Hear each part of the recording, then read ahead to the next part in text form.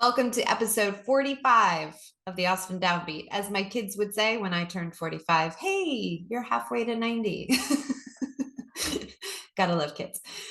We start every show off. I'm Kat, your host. We start every show off with a rundown of who is playing for this actual week. Not everybody, but some folks that are playing here in Austin.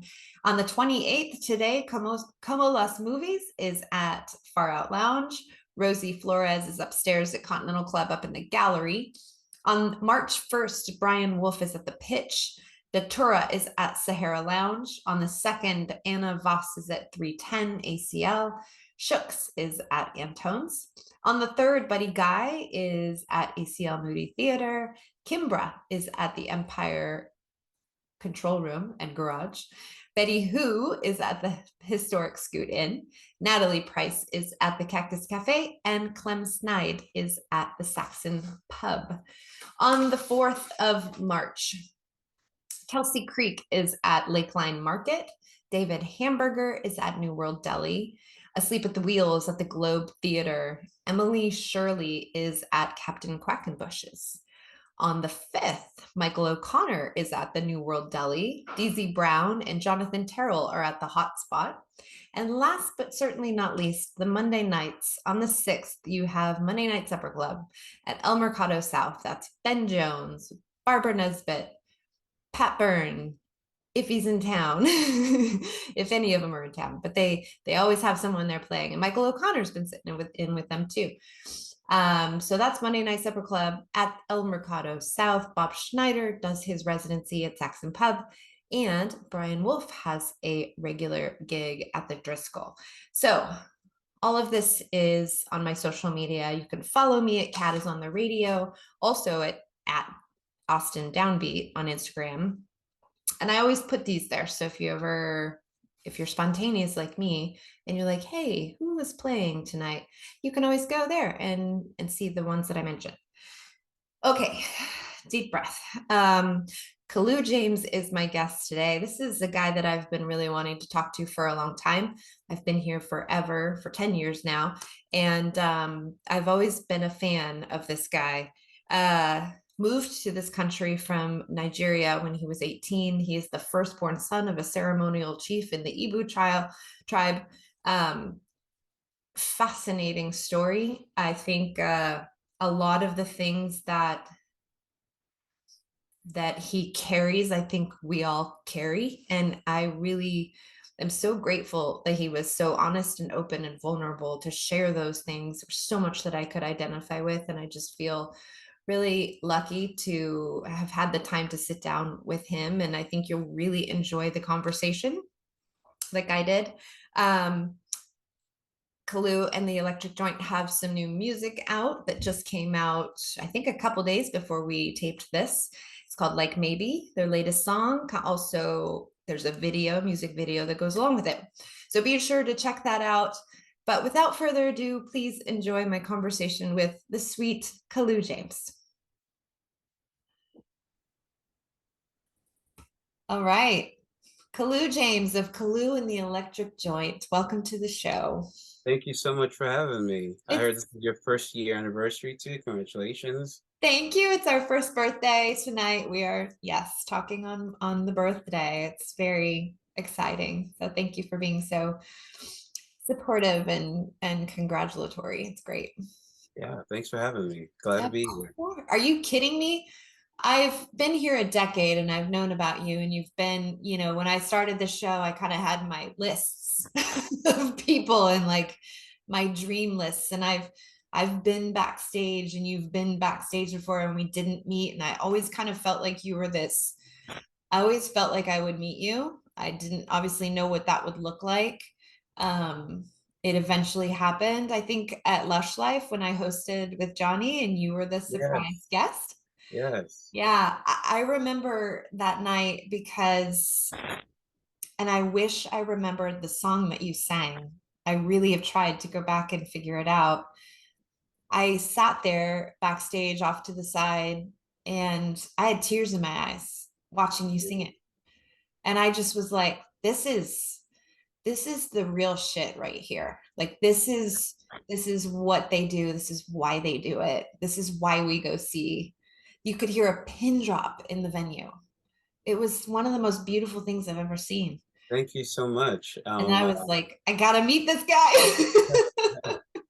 Thank you. You know, I remember that show also. I remember that you know, with the band, I don't often play acoustic sets Mhm. anymore, and that's really how I started my career. So it's kind of like when you don't do when I mean like when I play acoustic guitar these days or play a solo show, I am hearing the band fully in my brain and have to find a way to not let you see that I am missing the band.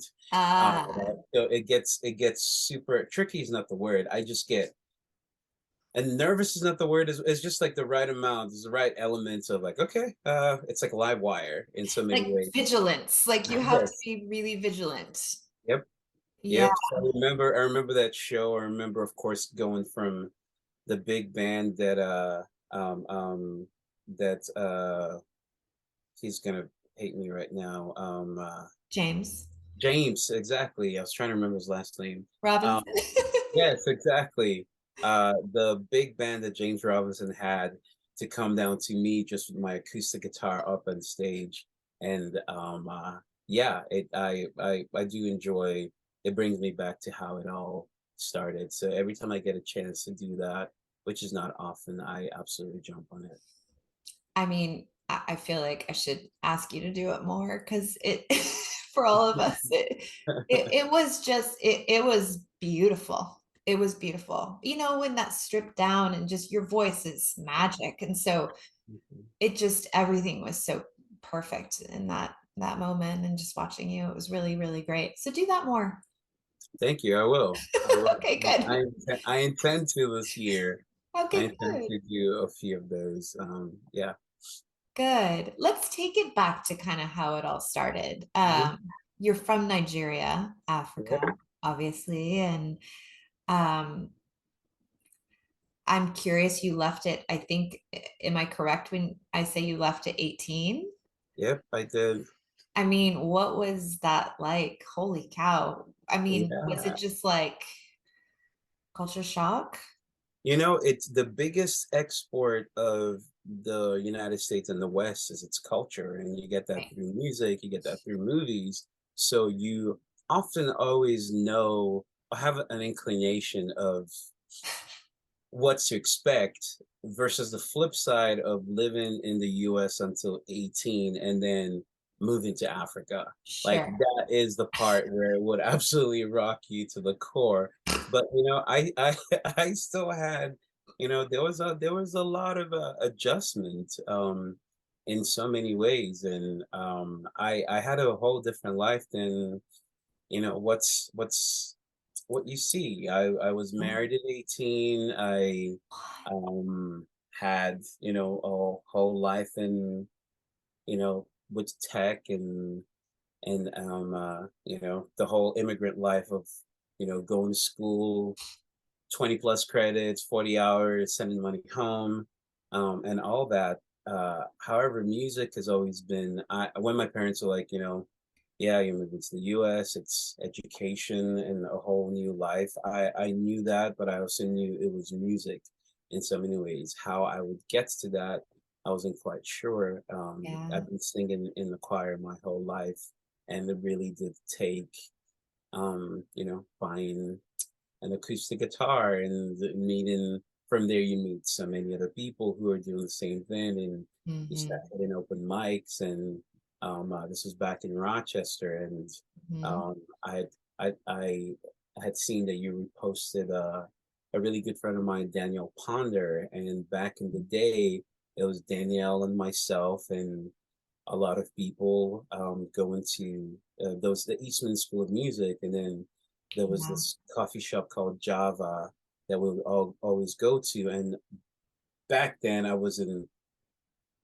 didn't play guitar that much, so I would do a lot of poetry because a lot of my music and lyrics, you know, it's very lyrically driven. Is what I am moved by. Lyrics is what moves me to write songs, a viewpoint. But I would, you know, get up on stage and do a poetry piece, and you get the snaps, and then you have a guy show up and sing about a cuttlefish and get all the claps. And I was like, well, hmm, hmm, maybe I can take all these words and keep working in the guitar, marriage it together, and voila. Um, but it was a lot of it's I sometimes often look back at that 18-year-old kid who had a whole different life, that was kind of set in place, and who I am right now, and in so many ways there's a nod to that kid, because Mm. I know I'm speaking from the third person, but there was just so much of uncertainty, and there's just the never quit aspect of my upbringing in Nigeria, and the immigrant experience of just learning to always turn the other cheek, and just um, it's the whole analogy by Dory in Finding Nemo, which is just keep swimming. It really. Right, like press on, like you're yeah, like it's more intense of a journey for you as an immigrant, Yep, right? Like you like the stakes are higher. much higher. Yeah. Is that coming from just you internally because of the voices in your head, or is that actually coming from actual voices from family and like that are helping and probably trying to, probably meaning well to like push you forward? But is it Yeah. coming metaphorically or actual like, It is both. I am the first son of a ceremonial chief, in my tribe, the Igbo tribe in Nigeria. So, um, uh, and if you know anything about Nigerians, I think it's not even Nigerians. I think immigrants in general, just a whole new world, and so much sacrifice has been made for you to be where you are. yeah, There is that reverence, and there is that sort of responsibility and duty, that you, um, uh, whether it's applied or it's you carrying that, you just know that you are on the shoulders of so many giants before yeah, you, and I carried that on full tilt. My father was a quiet yet very impressionable. Like he had presence, obviously as a chief. So the fact that his son is moving to the United States and choosing to do music, do the arts, is like, wait, what what are we talking about here? Like making money from it? That was always a question for the longest time.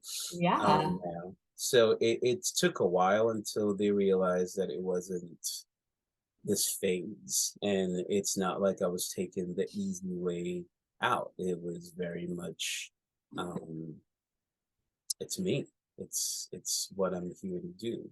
yeah, um so you tag on a lot of that pressure, and you just learn to keep so much inside, and don't really divulge whatever information or what your visions are, and you just keep trucking. And there's this chip on your shoulder, hmm, that I will show you someday, that this is exactly what I'm here to do.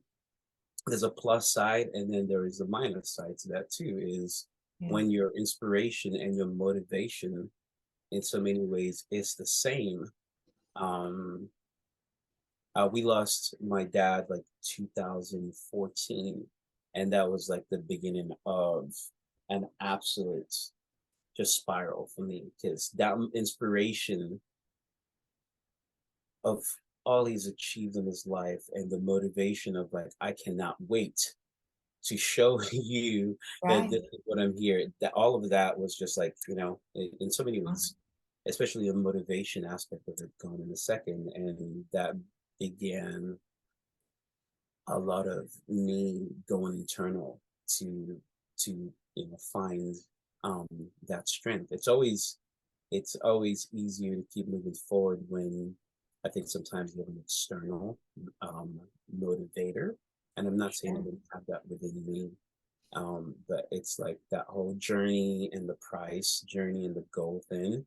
If the Mhm. goal was like to get to the point where my father gets to see that everything I am doing Worth it. is worth it, when that gets taken away, or I wouldn't say taken away, but in this sense, I would say that it gets you to have to now look at your journey and realize like, oh wow, all the good times and there's still more to come, but like all the gem, all the foundation has been in that journey. You've always been who you were meant to be and are now.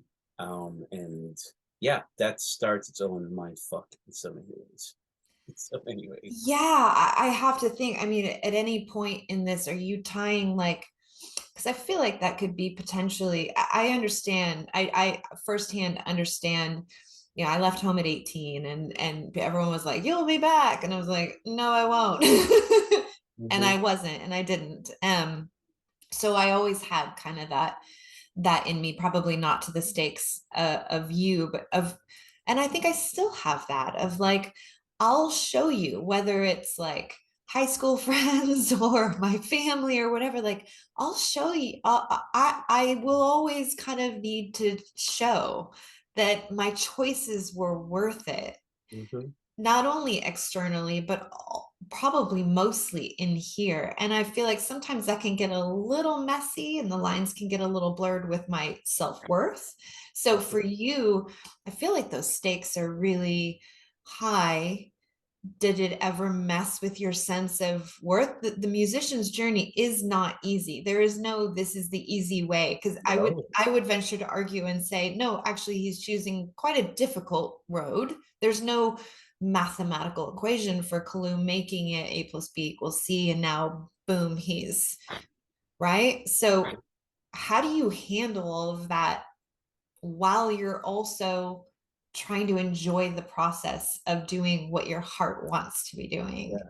Yeah. And that is the trickiest part of it all. And Right. I mean, balance is everything. Any sort of creative or anybody who's going against the grain in so many ways, and not because you're trying to be rebellious, but literally you are, everything you are is going that way, Sure. and the current is coming this way. Yeah. You are going to meet this resistance, and um, it's I'll say a lot of therapy is a big one, which is something that I, didn't start until really until I think until about 3 years after my pops passed, because that's the whole thing that was happening at that point in time, the sense of self, your worth. In my case, there were the conversations happening back home, which is, well, this is what happens in the life of a child, is you lose, your parents. It's not supposed to be the other way around. And now this is when you come home and having uncles who grew up or who, went to college here, and the same thing happened to them, and they came home and ran the family business and expanded and all that. That was very much expected Oh, of me. And I know that one of my biggest blessings was in 2014. I bought a round trip ticket. And I think that round trip ticket is definitely what brought me back here in so many ways, because um, it was just kind of known, or expected for me to just, well, you've done that part. Now on to the next right. chapter of your life. But I did see my father a year before he passed away, and because he came to visit the Mm. U.S., and that happened to be the first time he ever saw me perform. Oh, And good. that happens to be the first time I ever had the adult conversation. It wasn't a kid, and it was an adult conversation, and I Yeah. got to get a lot of there was a lot of the affirmations that even I know very well my friends who have parents who are living still haven't gotten. So I that was for me, the carpet, like the magic carpet ride in so many ways that said, no, he knows who you are, what you're doing.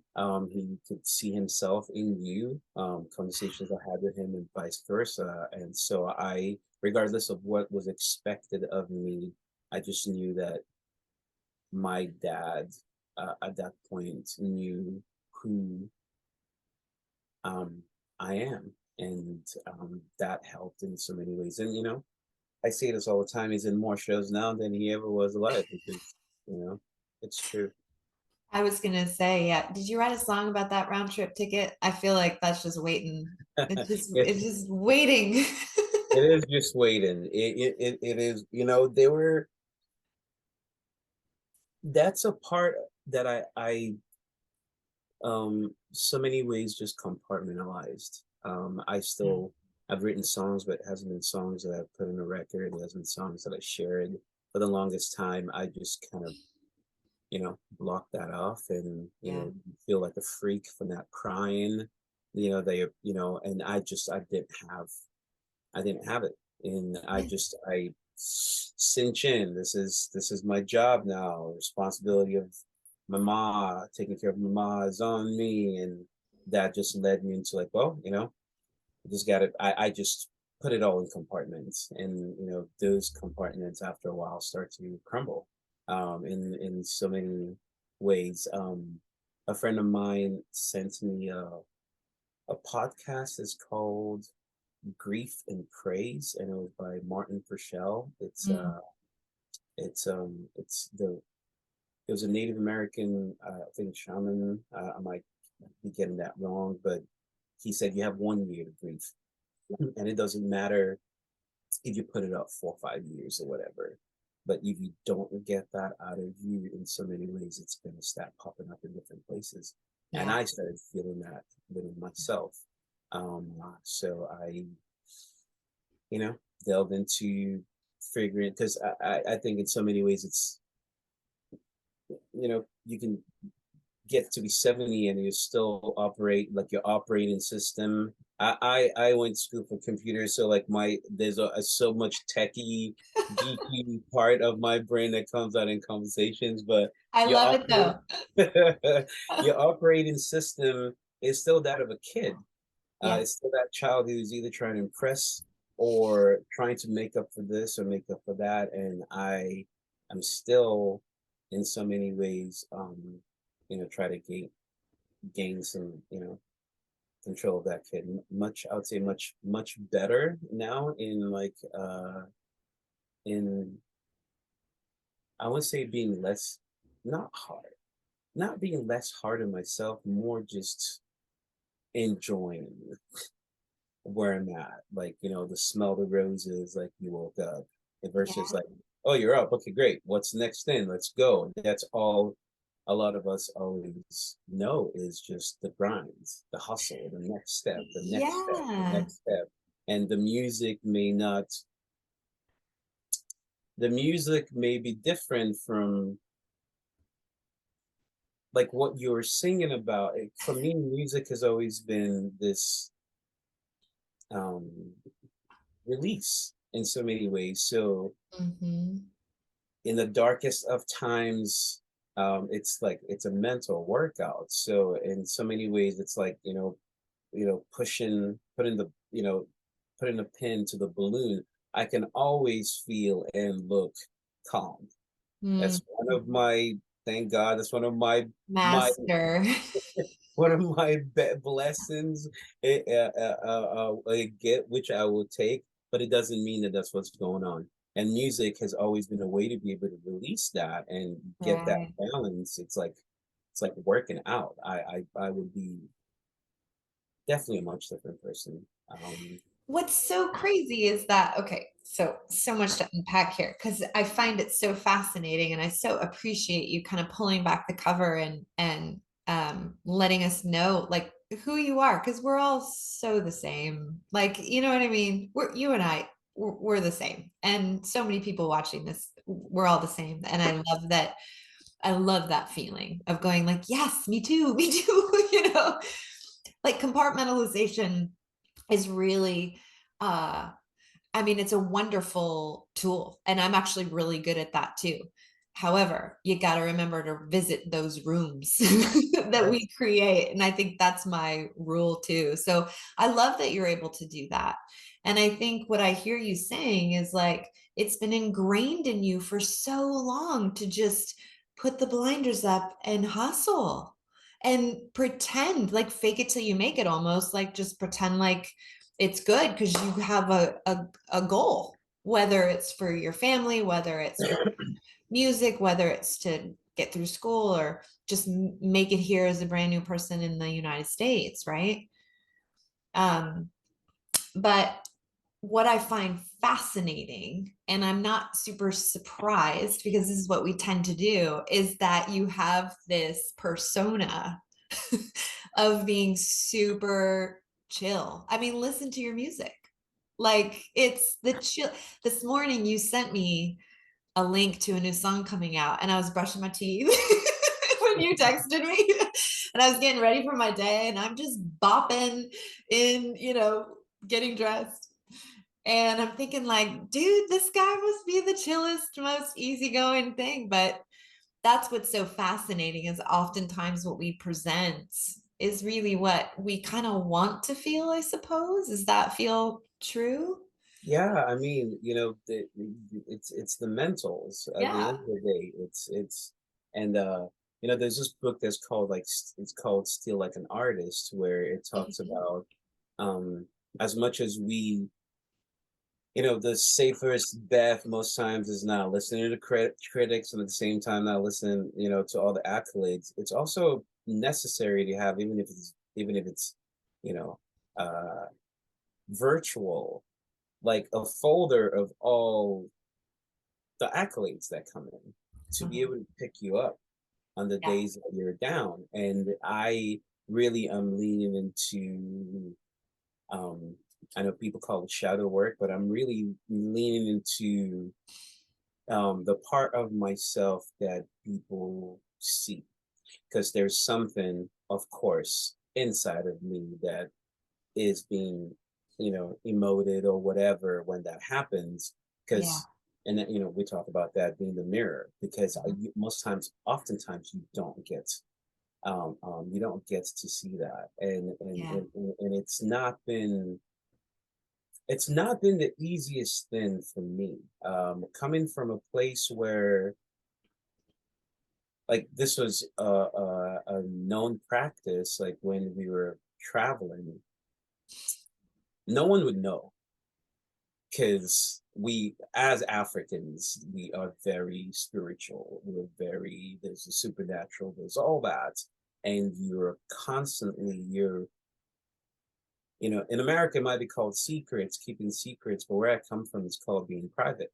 Like, you have your privacy, and that really becomes your armor in so many ways. Mm. And you understand that you need that in that society. So the idea of vulnerability, which is a big thing, in the West, and actually in humans, all those things are still based on, like, like the rules of the society, the rules of engagement of where you're around. Mhm. And it's really taken me so long to finally, with discretion, tell myself I am not in that same environment anymore. It's okay Yeah. um to be vulnerable and say when things Yeah. hurt, and say when things are good. Because you just learn to be quiet and just absorb all the information that's being told to you. You learn how to be super, back home. It's like, until you're married, really, in so many ways, as a man or a woman, you live with your parents, and no one really ever gripes about that. Mm-hmm. So it's this mentality where it's like, take your time, but when you jump to fly, you Mm. jump to land, you don't jump to fail, which Oh. which is a really, really hard thing. Um, because Passion. I believe it's success and in so many ways it's, you know, the constant act of getting back up and things like that. But the consequences where I come from sometimes are so dire that you have to be super calculated. So I, you know, buy survival and that's it. Learn really well in so many ways how to just, I'm a big dude, but at the same time, learn how to just melt into Mm, the fabric of where you are, fully observing what is happening to know what is your next move, what is your next move. It's always that what is your next move. mm, And I know through therapy and through all that that is the survival mode. And I'm very much being able to call that out and see how yes. that has played out in so much of my relationships with people, as much as I'm still not seen as that, but I know that has really Yeah. led me to the point where I still working on, you know, I don't think the work ever stops, but getting much No. better in just being able to take a moment and say, oh wow, I wanted to do this and it happened. Acknowledge that and, you know, press on. Yeah. I don't think the work ever stops, and I fully identify with everything you've said. Um, I I feel like I'm really understanding how it is to kind of grow up in Africa, and let's talk a little bit about Fela Kuti. Yeah. Can Oh, we? absolutely. Yes, you can. Because I Oh, feel like, I mean, I'm just thinking about him and such a kind of rebel of music. He was very challenging to people. And I'm hearing kind of what you did, and I'm feeling like that was challenging to what was expected. Did you feel any kind of, I mean, what is your relationship to him in your head? What it was he, I mean, he was a big, this was the 70s, but like he was a big influence musically, of course, and just politically and energetically. um, do you feel any kind of kinship with the spirit of Fela Kuti and just his music and what he embodied as a yeah. Oh, activist and human being? 100%. Fela is like Bob Marley to us. You know, Yeah. Fela Anikulapo Kuti is like, you know, and that name trans is the one who has death in his pouch.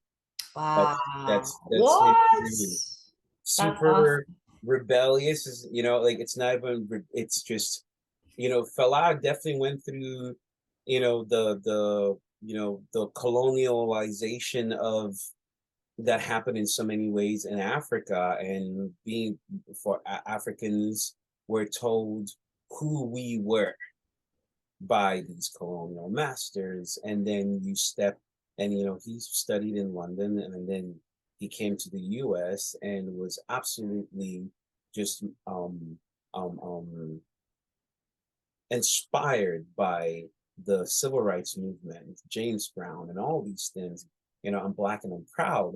And he went back home, and that really began the movement for him, where he's like, hey, listen, we don't even know we've been under oppression for so long that we don't even know who we are anymore.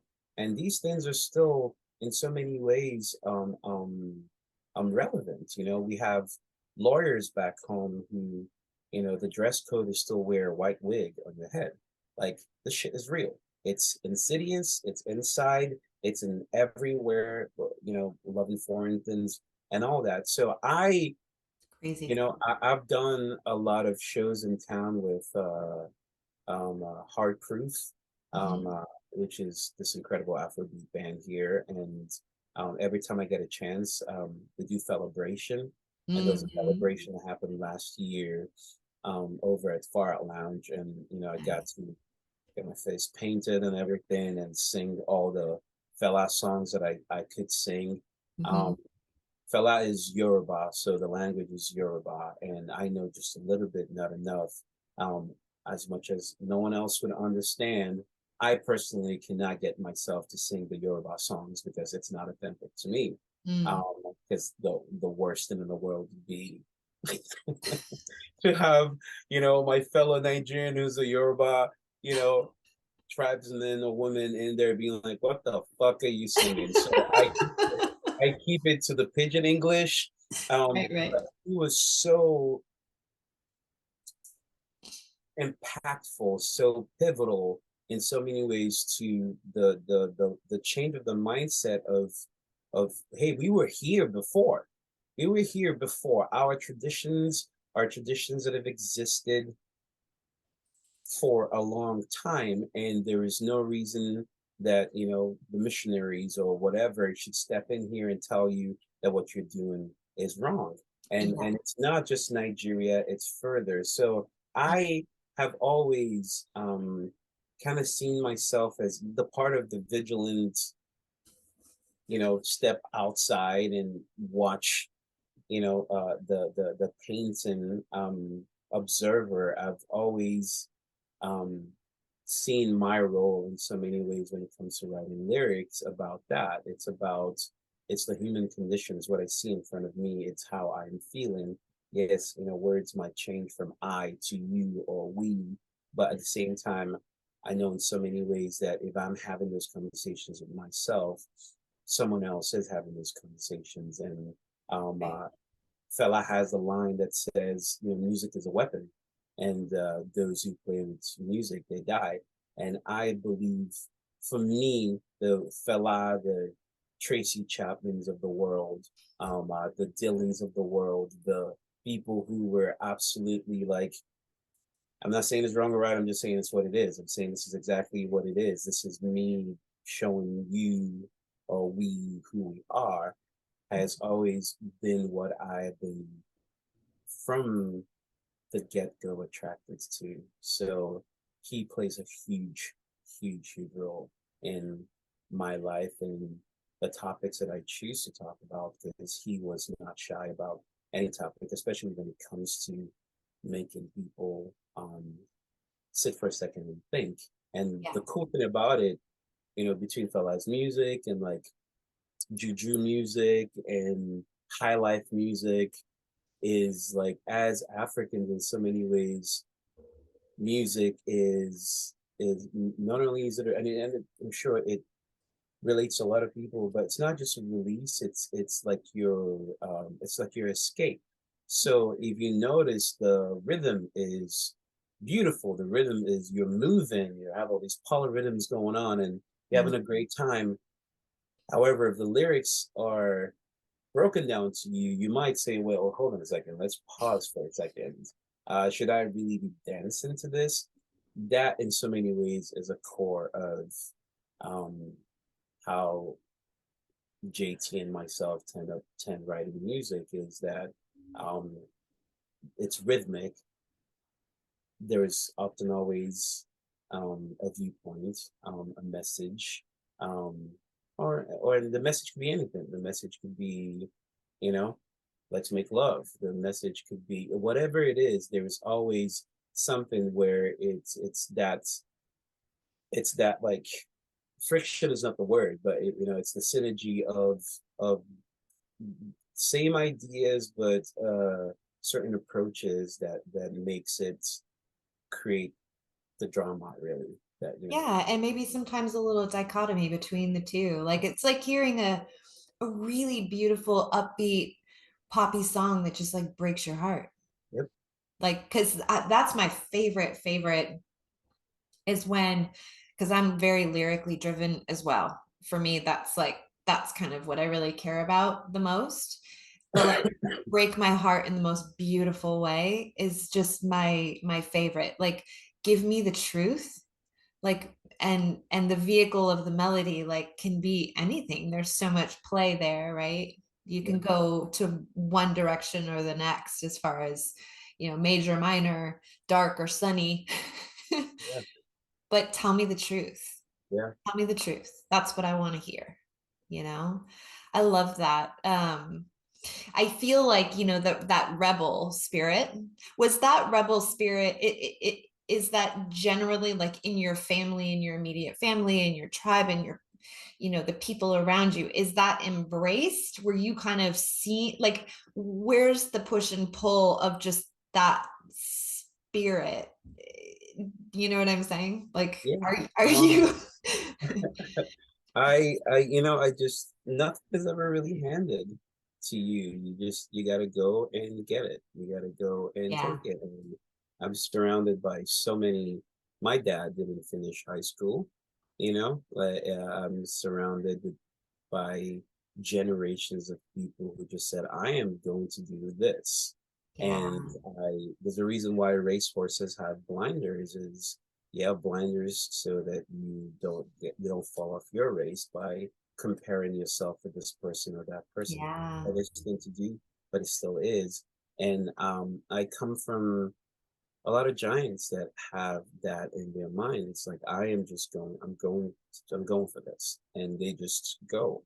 Um, it's is it like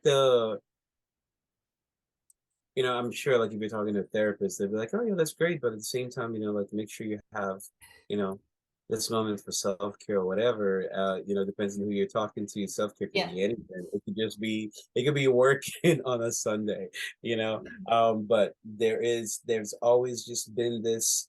I know that I am doing something that not only I want to do, but I'm making music that I want to hear. I am living a life that people before me haven't lived. So I am, in so many ways, the spawn of that, and all I can just do is do to the best of my ability and just keep moving forward. I when people Sometimes it takes a long time for people to realize that I'm Nigerian. And when they do, sometimes they think, okay, it's a Nigerian who grew up here. But I am that first generation. I remember my flight over here. You know Like, what I mean? holy Like shit. it's Yes. that. Like I could speak the language, I can write the language. At the same time, you really can't call the music. When people look at certain aspects, or if you don't look deeper, it's very much like, well, that's not Nigerian music. And then it's like, who are you to say what is Nigerian music? Like a Yeah. doctor is a doctor and not a Nigerian doctor or Iranian I doctor. And hate that when they quantify it. Yeah.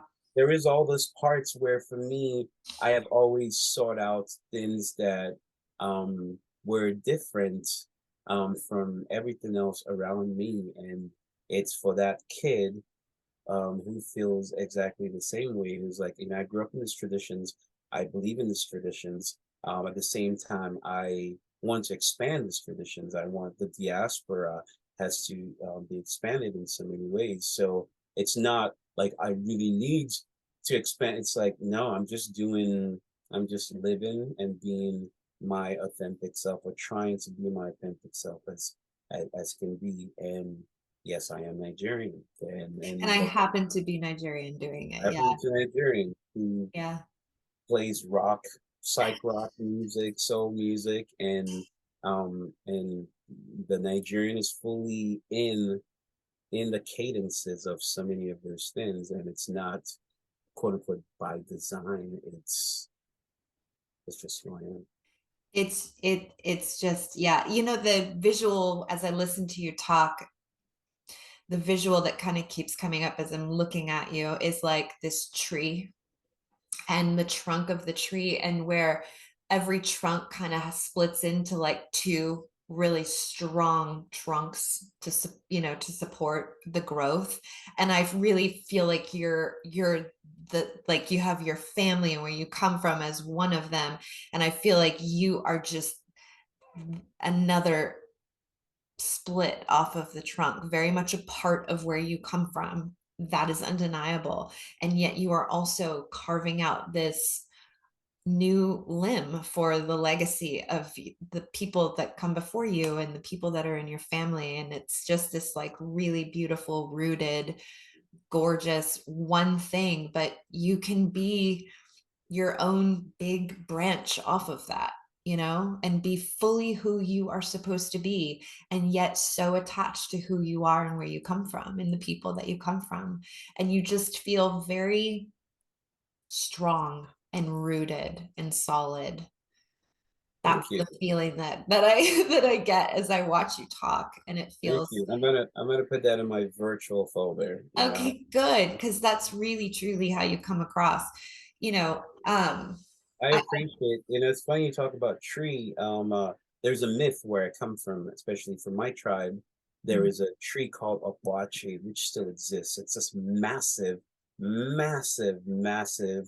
I think it's either bale, is it baobab tree? I don't oh, know I the, love those and boba they are trees.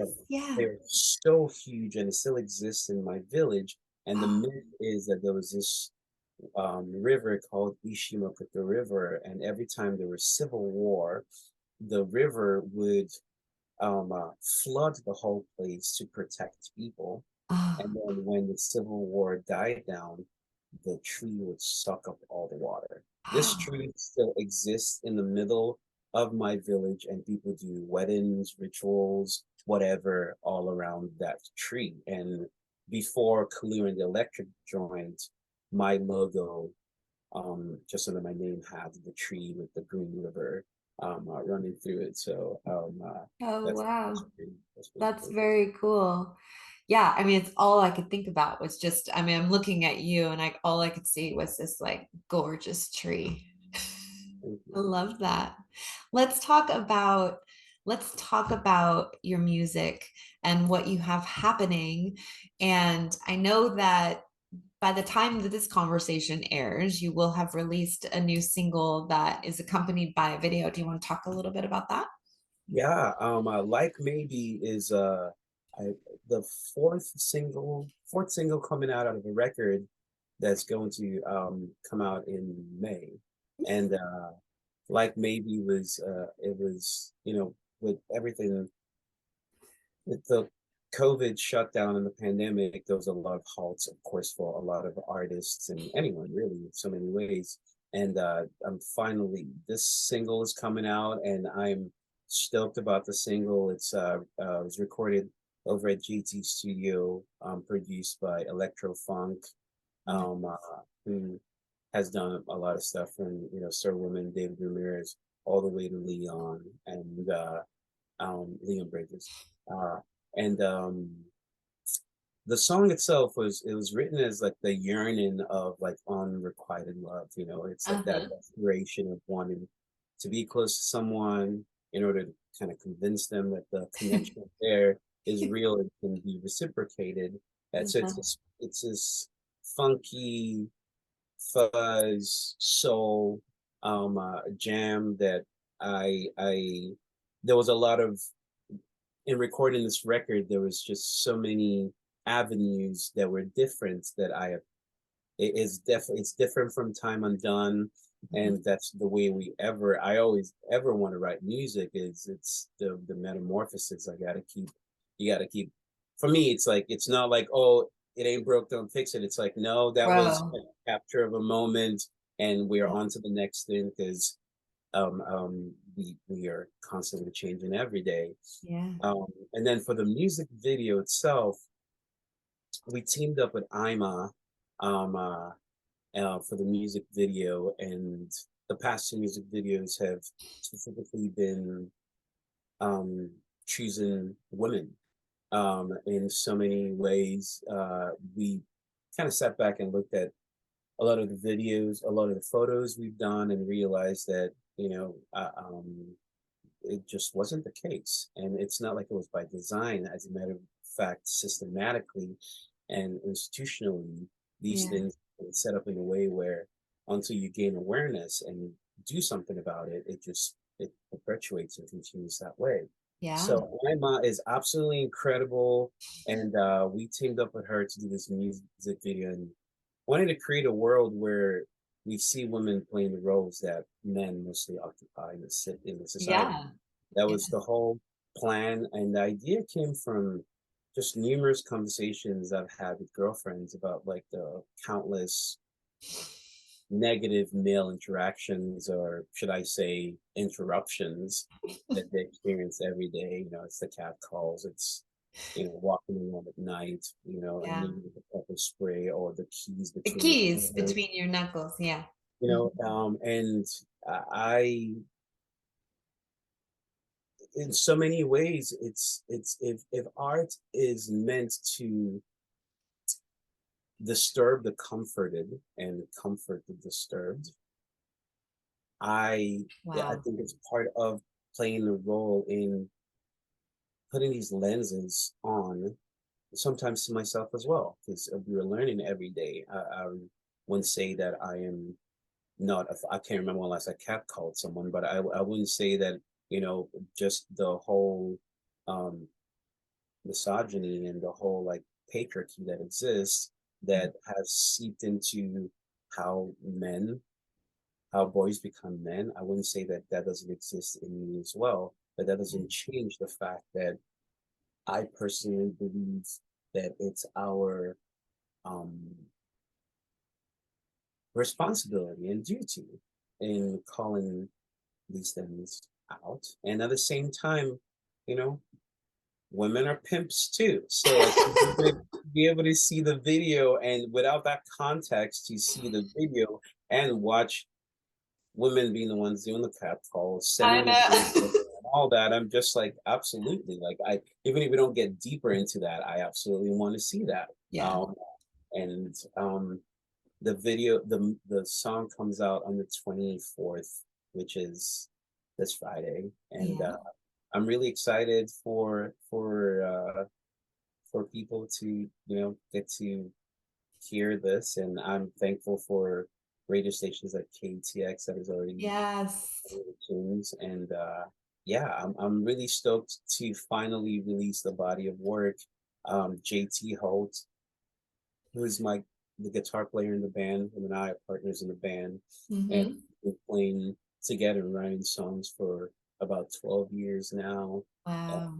it's just it's a beautiful thing to, you know, for me to have this continued relationship with someone who has, you know, believed in me from the get-go, and Mm. we've been through it and probably going to go through a lot more stuff, and but you know, here we are. Can't really call ourselves spring chicken, although I may not look like it. But at the same time, you know, Stop it. at the same time, um it just it everything feels like the right time. That's all. Mm. You know, everything feels like the right time. I feels caught up, and I'm excited to finally, you know, get to share this. Mm. Yeah, you seem really in your body and in your this moment, and I mean, that's at least how you come across. Who knows? Now we know what's Exactly. actually Right. maybe happening behind those that beautiful face, but you seem very happy. Are you happy, Jen? I that's a am I happy? I am happy with my ability to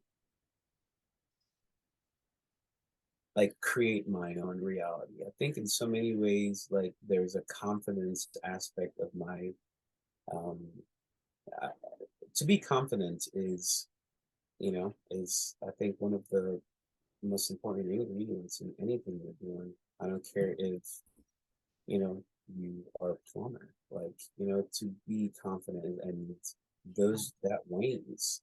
And I'm sure a lot of people don't talk about that either, Sure. but I am quite confident that I do create my own reality, and that feels like a that's a solid place for me to be. And And the calmness is probably like the 45 minutes I got my ass kicked at the boxing gym. Is probably what you're That'll do seeing. it.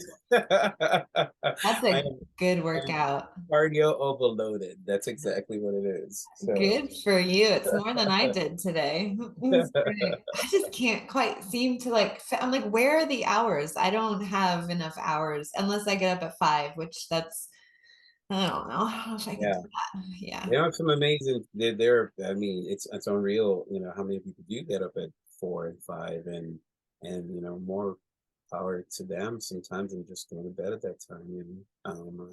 Yeah. But Are you a morning person? I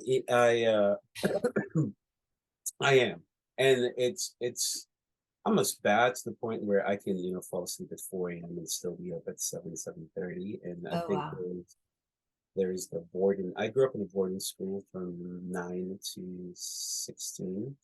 Mm. And I think there's a part of that. There's a lot of unlearning things, Catherine, that I am trying, that I have worked and continuously to do. But I am like the up, where are we going? Let's go. And that comes from just this really scared 9-year-old kid who had to Mm. jump up and immediately be ready for whatever is in front of him. So I am quite aware of that. The plus of that is I can just get up and Yeah. go. Partners, though, maybe don't always love that. No, not at all. Absolutely not. Absolutely not. You're like, kiss my ass, Kalu. I'm going back to Absolutely, bed. absolutely not. Okay, What good. is going on? Yeah, that definitely has been quite a few. Yeah, Yeah. not the most fun. Yeah. Oh man. Well, I could talk to you for another hour and but end of the day, I'm just so glad that you're doing what you're doing. I'm so glad that you came here and found your way and made it to Austin. And I just feel like you're doing exactly what you need to be doing. And I really appreciate now knowing the backstory, or at least a little bit of it, the the weight of that path. And it feels